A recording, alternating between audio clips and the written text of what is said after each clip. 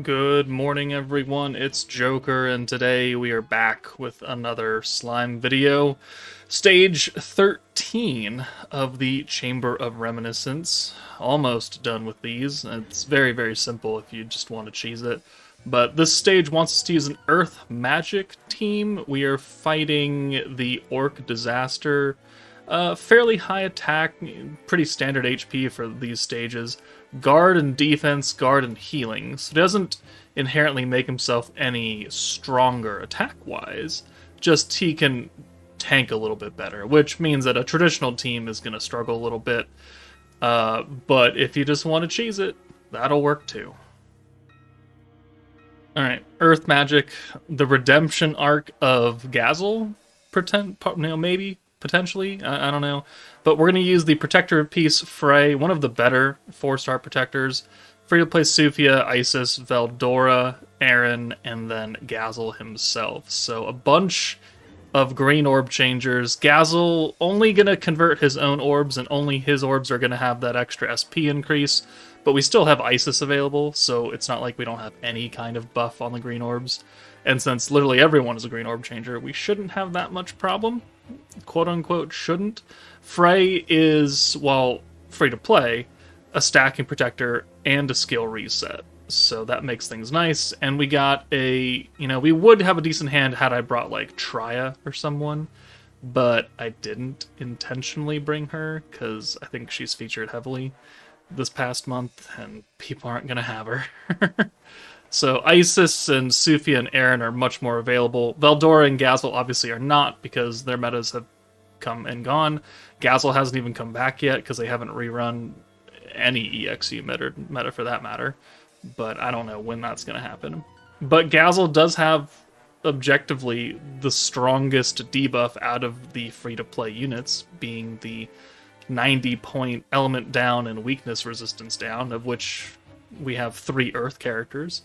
And he's single target, which makes it a little bit better, because Aaron and Veldora are AoEs, so we can pretty much make this work. If we can get ults with our 3 Earth characters, put that buff on, then we're going to do quite a bit extra damage and be able to break through his relatively high defense, what we're trying to do here. Other than that, it's green orb change, man. I don't know what you want me to say. As long as you can get some decent orbs, then it'll be good. But like right here, we could use Gazel's orb change. It wouldn't actually change anything, but it would mean that his one orb would give us a little bit extra SP. So this is just the failure of just Gazel in general. I'm sorry.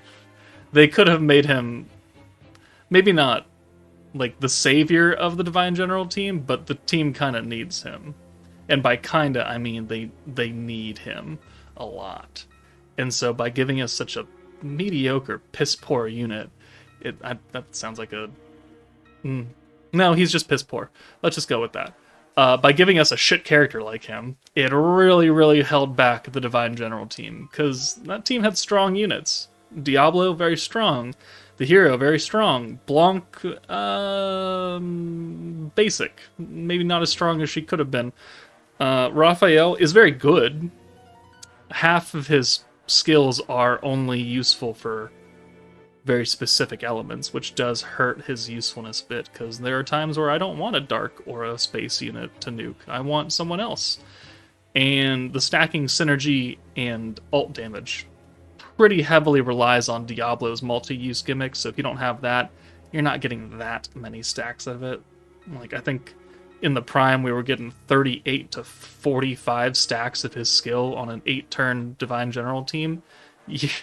On a normal team, you're getting 5? Maybe? Maybe? So, the team had very high highs and very low lows, and it's not what really we wanted out of an anniversary team. So hopefully they make that a little bit better. I think they did reconcile that a bit with the Freerun team, because that's a very well-rounded team. And I think everyone quite enjoys using those characters if they can. And 3.5 anniversary is coming up in just over a month. Let's see how they fuck that up, I guess. Time will tell. But we're almost done with this. We have 2 Earth Alts, and then we're going to use Gazel's massive debuff, and then we'll send him last, and we'll see how much damage he does on his ult. Not an EX character, that's the only buff we have. Aaron does 14,000, terrible. Gazel does 31k, which, you know what? Respectable, considering the orc has 180k HP or something like that. So like 31 on a single target ult from a free-to-play character with 1 debuff that is strong for a free-to-play character is not that good in terms of anybody else. If you're going to look at it like, this is not Fern we're nuking with.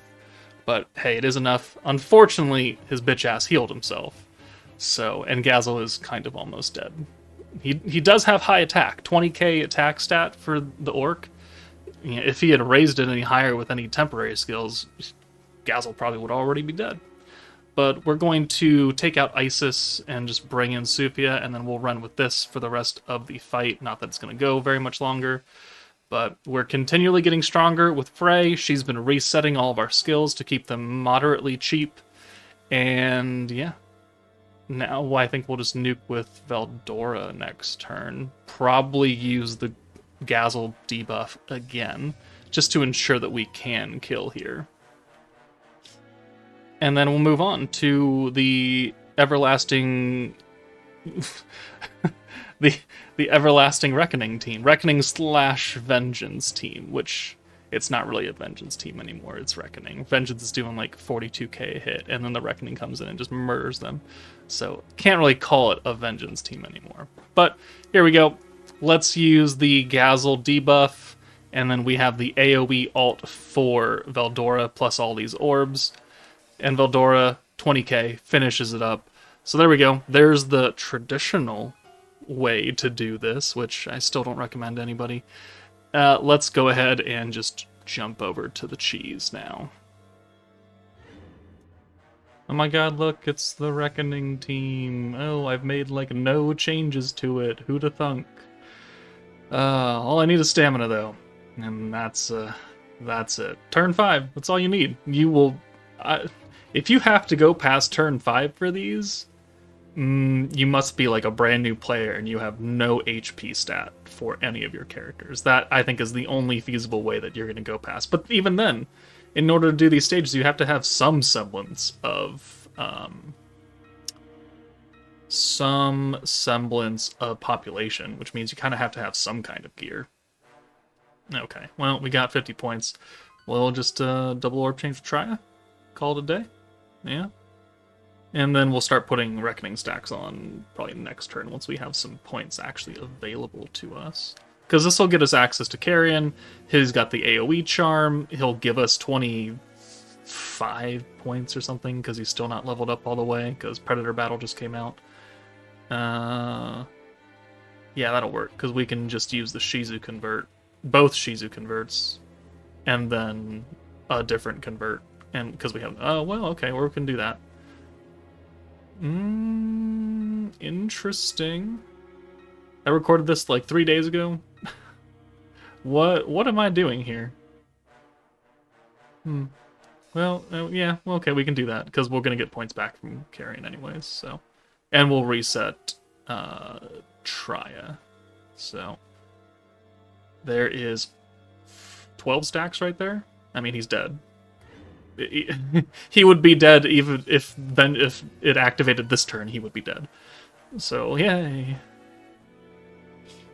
Okay. Well, other than that, you know, I hope everyone's having a pleasant day today. Everyone who's at least watching this video. I don't know how many people are actually watching these chamber videos because they're very simple and they're very basic and they're very kind of boring. Especially if you're just going to do this for 5 turns for all 6 stages that came. Well, maybe not 6 for the others, but 5 stages for these Reminiscence stages. It's going to be 5 turns. So yeah, tell me about your day. Tell me something interesting. Tell me your favorite meal, or at least where you had such meal. I had very good blackened swordfish on Catalina Island when I was a child. That was very, very good. That was the first time I had swordfish, actually. Very rare to have it now because that was down in California. I don't find myself going to the grocery store just finding fillets of swordfish in Washington. I'm sure I could, but not actively searching for it. But that was probably one of my favorite meals. And then when I went to Italy for vacation years and years ago, had very, very just good food all around there. Did you know that Italy, McDonald's serves beer? I didn't know that. They also have a different style of fry. Like, you could choose the normal McDonald's fry, or you could choose, like, shoestring fries, like really, really thin fries. And they're the same. They're just smaller and thinner. But, all right, and there's Vengeance and Reckoning. Cool. So, yeah, tell me about your favorite food experience that you've had if you're watching this far into the video. But, yeah, that's it for me, guys. Take it easy, and I will see you all later.